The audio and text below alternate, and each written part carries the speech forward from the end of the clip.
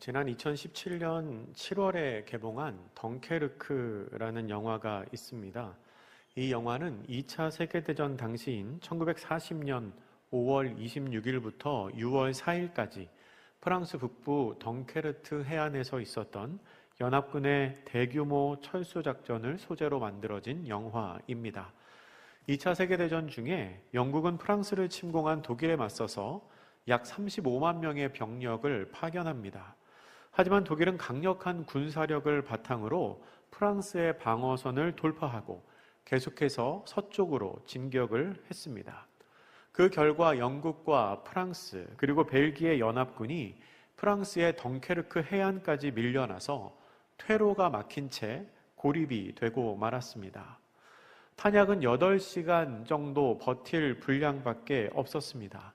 바닷속에는 독일군의 잠수함이 있었고 공중에는 독일군의 전투기가 진을 치고 있어서 도버 해협을 건너서 도망갈 수도 없는 상황이었습니다. 그야말로 연합군이 전멸할 수밖에 없는 상황이었던 것입니다. 영국군은 해안에 고립된 이 연합군을 어떻게 해서든지 구출하고 또 철수를 시키려고 했지만 대책이 없었습니다. 그냥 그들에게 어떻게 알아서 잘 도망가라는 그런 명령밖에 할 수 없는 상황이었습니다. 게다가 영국군의 주력 부대는 독일군의 본토 침략을 방어하기 위해서 오히려 뒤쪽으로 물러나고 있는 상황이었습니다.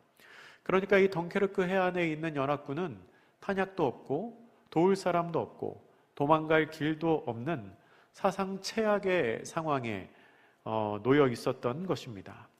그런데 그때 기적이 일어났습니다. 기껏 해안에 영국군, 그 연합군이죠. 연합군을 몰아놓은 이 독일군이 갑자기 공격 중지 명령을 내린 것입니다. 그래서 공세를 3일간이나 멈추었습니다. 연합군은 그 틈을 타서 대대적인 철수 작전을 감행했는데요. 사람이 탈 수 있는 배는 모두 동원했다고 합니다. 어선까지 탈 수 있는 배는 모두 동원을 해서 그때 영국군 22만 6천 명과 프랑스와 벨기에군 11만 2천 명을 살려내는 사상 최대의 철수 작전을 기적처럼 수행할 수 있었습니다.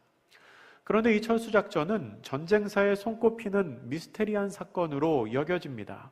분명히 그 해안에 있는 사람들은 다 죽었어야 했는데 다 살았습니다. 어떻게 이런 일이 벌어졌는지에 대해서 두 가지의 요인을 꼽는데요. 첫 번째는 독일군의 판단 착오입니다. 그리고 두 번째는 당시에 아주 기이했던 기상 조건입니다. 독일군은 엉뚱하게도 연합군을 해안에 몰아넣은 후에 영국과 평화회담을 하는 일에 신경을 썼습니다. 히틀러는 독일 병사들에게 아예 무기를 내려놓으라고 명령을 했습니다. 아마도 그곳에 있는 연합군을 인질로 삼고 이 회담을, 협상을 진행하려고 했는지 모르겠습니다. 그리고 5월 28일에는 강력한 태풍이 독일군 진영으로 불어닥쳐서 전투기가 뜨지 못하고 탱크도 움직일 수 없는 상황이 되었습니다.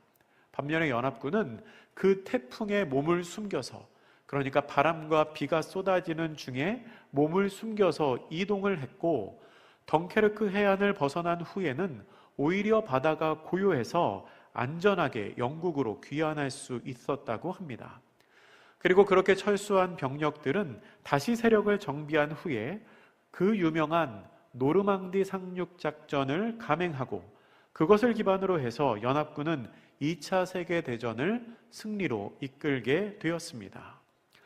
사람들은 이 덩케르크 해안의 철수 사건을 우연히 겹친 것으로 설명합니다.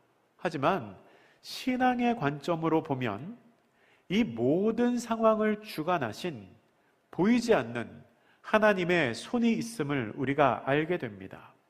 당시의 영국 국왕 조지 6세는 자국의 병사들이 곤경에 처한 것을 보며 국가 기도의 날을 선포했습니다. 날짜를 하루 정해서 이날만큼은 우리가 아무것도 하지 말고 이 군인들을 위하여 기도하자라고 선포했습니다. 5월 26일로 날짜를 정하고 그날 하루만큼은 전 국민이 함께 기도하자고 호소를 했습니다. 그래서 조지 6세와 내각의 국무위원들은 웨스터민스터 교회당에 가서 예배를 드리며 기도를 하고, 또한 영국에 있는 모든 교회가 그날 하루 종일 문을 열고 사람들을 맞이하며 예배당에서 하나님의 이름을 부르며 기도를 했습니다. 그리고 그 기도의 결과 독일 병사들은 무기를 내려놓고, 또한 강력한 태풍이 불어서 연합군의 후퇴를 지켜주었던 것입니다. 덩케르크 해안에 수십만 명의 연합군이 몰려 있을 때에 그들은 이제는 아무런 소망이 없다고 생각했을 것입니다. 객관적인 상황으로 보아서는 그 생각이 맞습니다. 싸울 전쟁 물자가 없고 바다로도 공중으로도 그리고 육로로도 피신할 길이 없었습니다. 그러나 그게 끝이 아니었습니다. 기대하지 않았던 그 순간 기적 같은 일이 그들에게 벌어졌고, 그것으로 인하여 수많은 사람들이 목숨을 보전하고 결국 2차 세계대전을 승리로 이끄는 발판을 만들어 내었습니다. 오늘 우리가 함께 읽은 본문에도 기대하지 않았던 도움의 손길을 경험한 사람이 나옵니다. 바로 사도 바울입니다. 바울은 기대하지 않았던 도움으로 위기에서 벗어납니다. 당시에 바울은 고린도에서 전도를 하고 있었습니다. 사도행전 18장 전체의 말씀이 그 고린도에서 사역하는 바울의 모습을 기록하고 있는데요. 그런데 바울의 고린도 사역은 그렇게 순탄하지만은 않았습니다. 바울은 그곳에서 일을 하면서 복음을 전해야 했습니다. 사도행전 18장 3절 말씀은 이렇게 기록합니다. 우리 성경을 보면서 아니면 앞에 화면을 보시면서 같이 한번 읽겠습니다. 시작. 생업이 같음으로 함께 살며 일을 하니 그 생업은 천막을 만드는 것이더라. 아멘. 바울은 그렇게 천막을 만드는 일을 평일에 하면서, 그리고 바로 아래에 나오는 4절 말씀에 나오는 것처럼 안식일에는 회당에 가서 강론을 했습니다. 그렇게 일하면서 사역을 하는 바울의 삶이 결코 만만치는 않았을 것입니다. 그리고 바울이 그렇게 회당에서 강론을 하고 복음을 전할 때 많은 반대에 부딪혔습니다. 사도행전 18장 5절과 6절 말씀인데요. 우리 이 말씀도 함께 읽어보겠습니다. 시작. 실라와 디모데가 마게도냐로부터 내려오매 바울이 하나님의 말씀에 붙잡혀 유대인들에게 예수는 그리스도라 밝히 증언하니 그들이 대적하여 비방하거늘 바울이 옷을 털면서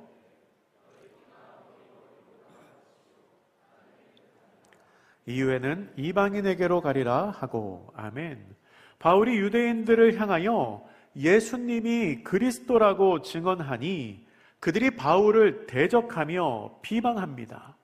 그러니까 바울이 복음을 전할 때 받아들이는 사람들도 있었지만 그렇지 않은 사람들도 있었던 겁니다. 받아들이지 않을 뿐만 아니라 바울을 대적하며 비방했습니다. 여러분, 아무리 위대한 사도 바울이라고 해도 그렇게 대적하고 비방하는 말들이 마냥 괜찮지는 않았을 것입니다. 낙심이 되고 상처가 되었겠죠. 아마 포기하고 싶은 마음이 있었을지도 모르겠습니다. 그렇게 힘들게 사역을 하는 바울에게 하나님께서 환상 가운데에 이렇게 말씀하십니다. 18장 9절 말씀입니다. 밤에 주께서 환상 가운데 바울에게 말씀하시되 두려워하지 말며 침묵하지 말고 말하라. 아멘. 하나님께서는 환상 가운데 바울에게 나타나셔서 두려워하지 말며 침묵하지 말고 말하라 라고 말씀하십니다. 그런데 여러분, 하나님의 이 말씀은 뒤집어서 생각하면 지금 바울이 두려워하고 있다는 뜻입니다. 바울은 그 비방을 받으면서 두려웠습니다. 바울이 두려워하고 있으니까 하나님께서 두려워하지 말라고 말씀하셨겠지요. 그리고 사실 바울은 침묵하고 싶었습니다. 복음 전하는 거 물론 귀한 일이지만 내가 너무 지쳐서 좀 그만 얘기하면 좋겠다 생각했는지 모르겠습니다. 그런데 하나님께서는 침묵하지 말아라, 침묵하지 말고 말하라 라고 말씀하십니다. 그리고 더불어 10절 말씀에서는 이 성 중에 내 백성이 많다고 말씀하십니다. 이 말씀은 중의적인 의미입니다. 먼저는 내가 침묵하지 말고 말하며 복음을 전해야 할 사람들이 아직 많다는 겁니다. 그리고 또 하나의 의미는 이 성에 너의 편이 많다는 겁니다. 너를 대적하는 사람들만 있는 게 아니라 네 편도 많이 있으니까 힘을 내서 다시 한번 복음을 전하라는 것입니다. 바울은 환상 중에 말씀하시는 하나님의 음성을 듣고 힘을 얻습니다. 그 결과가 어땠을까요? 18장 11절 말씀 같이 읽겠습니다. 시작. 1년 6개월을 머물며 그들 가운데서 하나님의 말씀을 가르치니라. 아멘. 환상 가운데 하나님을 만난 바울은 새 힘을 얻습니다. 그래서 그곳에서 1년 반을 더 머물면서 말씀을 전합니다. 그리고 바울이 그렇게 하나님의 뜻에 순종하여 고린도에서 말씀을 가르치고 있을 때 생각하지 못했던 위기가 닥칩니다. 오늘 우리가 함께 읽은 본문인 사도행전 18장 12절 말씀은 이렇게 시작됩니다. 갈리오가 아가야의 총독이 되었을 때. 여러분, 갈리오라는 사람은요, 당시에 유명한 철학자였던 세네카의 동생이었습니다. 이 세네카라는 사람은 로마 황제 네로의 가정교사였던 사람입니다. 그런데 총독으로 임명된 이 갈리오는 매사에 공평하고도 침착한 인물로 주변 많은 사람들에게 칭찬을 받는 사람이었다고 합니다. 아마도 매우 합리적인 사람이었던 것 같습니다. 그런데 이 갈리오가 아가야 지방, 그러니까 고린도라는 도시가 속한 지역입니다. 그 아가야 지방의 총독이 되었을 때 무슨 일이 있었나? 오늘 본문 12절과 13절 말씀 우리 같이 읽겠습니다. 시작. 갈리오가 아가야 총독 되었을 때에 유대인이 일제히 일어나 바울을 대적하여 법정으로 데리고 가서 말하되 이 사람이 율법을 어기면서 하나님을 경외하라고 사람들을 권한다 하거늘. 아멘. 갈리오가 총독으로 임명이 되니까 유대인들이 바울을 법정으로 끌고 갑니다. 그리고 이렇게 말합니다. 이 사람이 율법을 어기면서 하나님을 경외하라고 말하고 다닙니다. 라고 고발을 합니다.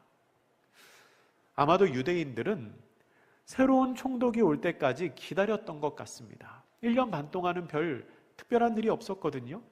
그런데 새로운 총독으로 갈리오라는 사람이 온다는 것을 듣고 이 갈리오가 합리적인 사람이라는 소문을 듣고 나서 아마도 일부러 바울을 고발한 것 같습니다. 합리적이라고 소문난 갈리오가 로마법에 근거하여 자신들의 의도대로, 유대인들의 의도대로 바울을 치리할 거라고 기대하고 고발을 한 것입니다. 그런데 여기에는 전제가 하나 있습니다. 유대인들이 생각했던 전제이지요. 그 전제는 뭐냐면 13절에 나오는 것처럼 이 사람이 율법을 어기면서 사람들을 권한다라고 했을 때 이 율법을 어긴다고 했을 때 이 율법을 로마법으로 생각하면서 고발을 했다는 겁니다. 그러니까 당시에 바울이 로마 법령에 의해서 승인받지 못한, 허락받지 않은 이상한 종교를 전파하고 있으니 지금 이 사람이 로마의 율법을 어기고 있으니 이 사람 벌 주어야 한다고 바울을 고발한 것입니다. 이것은 한편으로는 일리가 있는 주장이었습니다. 유대인들은 그리스도인들이 자신들과 다른 종교를 믿는 사람들이라고 생각하고 있었습니다. 그리고 그렇게 허가받지 않은 종교를 전하는 혐의는 심하면 반역으로 몰릴 수도 있는 행위였습니다. 왜냐하면 이상한 교리를 전파하면서 로마 황제에 대한 권위를 깎아내릴 수도 있기 때문입니다. 그런데 여러분, 바울이 처한 지금의 이 상황이 어디서 많이 본 것 같지 않으신가요? 이것과 비슷한 모습을 어디서 본 기억 없으십니까? 지금 바울을 고발하고 있는 유대인들의 모습은 복음서에 나오는 예수님을 고발하는 유대인들의 모습과 매우 비슷합니다. 유대인들이 예수님을 붙잡아서 공회에서 신문하고 총독 빌라도에게 끌고 가서 고발을 했죠. 예수님이 십자가에 달리신 죄명이 뭐였는지 아시나요? 유대인의 왕이었습니다. 예수님을 십자가에 못 박기를 원했던 유대인들은 외부의 권력을 이용해서, 외부의 권력은 총독 빌라도를 말하는 겁니다. 그 외부의 권력을 이용해서 자신들의 목적, 그러니까 예수님의 죽음을 달성시켰습니다. 그것과 비슷하게 오늘 본문에 나오는 유대인들도 바울을 로마의 총독 갈리오에게 고발하면서 이 사람이 로마의 율법을 어기면서 이상한 도를 전파하고 있습니다. 이 사람이 하고 있는 이 행위는 장차 로마의 반역의 씨앗이 될 수 있습니다. 라고 은근히 갈리오를 압박하고 있는 겁니다. 그리고 예수님 때와 마찬가지로 외부의 권력을 이용해서 바울을 제거하려고 생각하고 있는 겁니다. 이 상황은 바울에게 있어서 굉장히 위험한 순간이었습니다. 유대인들이 원하는 방향으로 갈리오가 이해를 한다면 자칫하면 반역의 죄를 뒤집었을 수도 있기 때문입니다. 그래서 바울은 자신의 입장을 변호하려고 합니다. 14절이 이렇게 시작하죠. 바울이 입을 열고자 할 때에. 바울은 스스로의 변호를 위해서 입을 열어 말을 하려고 합니다. 그런데 그 순간 생각하지도 못한, 기대하지도 않았던 돕는 손길이 나타납니다. 그게 누구일까요? 총독 갈리오입니다. 오늘 본문의 14절과 15절 같이 읽습니다. 시작. 바울이 입을 열고자 할 때에 갈리오가 유대인들에게 이르되 너희 유대인들아,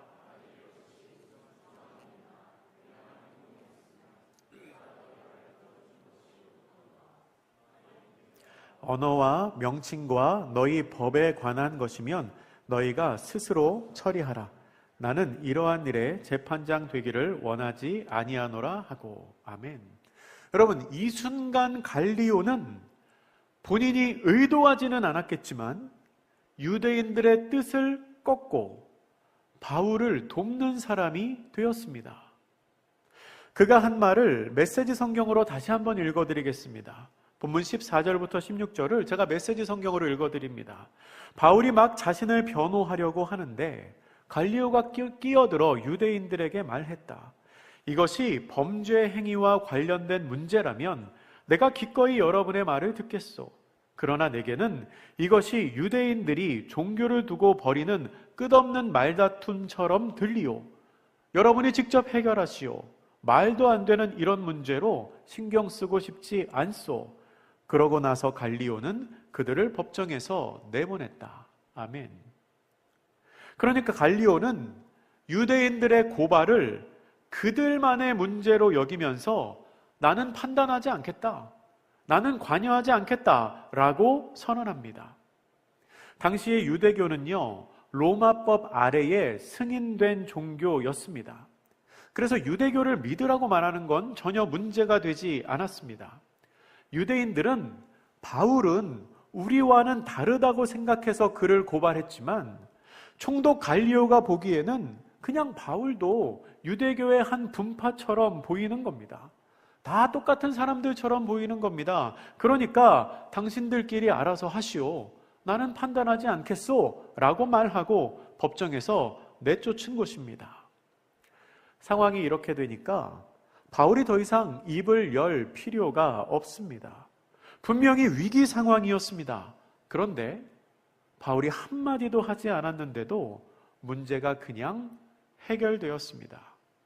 기대하지 않았던 도움의 손길이 임했고 그것으로 인하여 바울은 위기에서 벗어날 수 있었습니다. 그런데 여러분, 재밌는 사실이 한 가지 있습니다. 갈리오는요, 바울을 위해서 그런 판단을 한 게 아니라는 사실입니다. 갈리오는 하나님을 아는 사람이 아니었습니다. 그리고 바울과 친분이 있는 사이도 아니었습니다. 그런데 왜 갈리오는 바울에게 유리한 판결을 했을까요? 사실 갈리오는요, 바울에게 유리한 판결을 할 의도도 없었습니다. 그 사람은 그냥 자기 자신에게 유리한 대로 판단한 겁니다. 본문에 나오는 모든 사람들은 자신의 욕심을 따라서, 자신의 욕구를 따라서 행동합니다. 그런데 놀라운 것은 하나님께서는 각자의 그러한 이기적인 행동을 사용하셔서 결과적으로는 바울을 도우십니다. 유대인들은 자신의 의도, 자신의 욕심을 따라서 총독 갈리오에게 바울을 고발했습니다. 그리고 갈리오도 자신의 욕심, 자신의 이익을 따라서 그렇게 판단을 했습니다. 새로 부임했는데 골치 아픈 일 만들고 싶지 않은 겁니다. 그런데 그 이기적인 행동이 결과적으로는 바울을 도운 것입니다. 하나님께서는 때로 악한 사람들의 욕심을 이용하셔서 하나님의 사람을 보호하십니다. 모두가 자신의 욕심을 따라서 한 행동이었지만 한 발자국 떨어져서 보면 결국은 하나님이 뜻하신 대로 이루어지는 것입니다.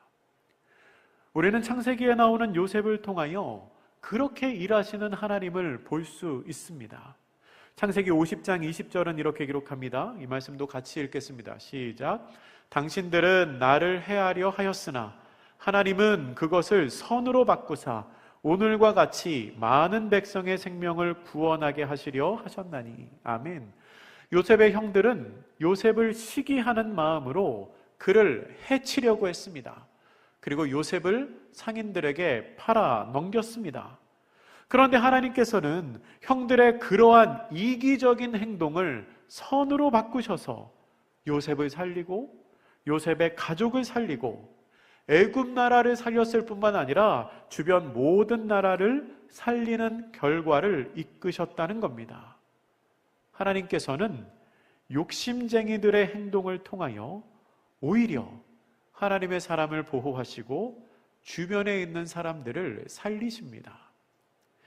오늘 본문의 마지막 17절 말씀은 해결되지 못한 욕심이 폭력적인 모습으로 분출되는 것을 보여줍니다.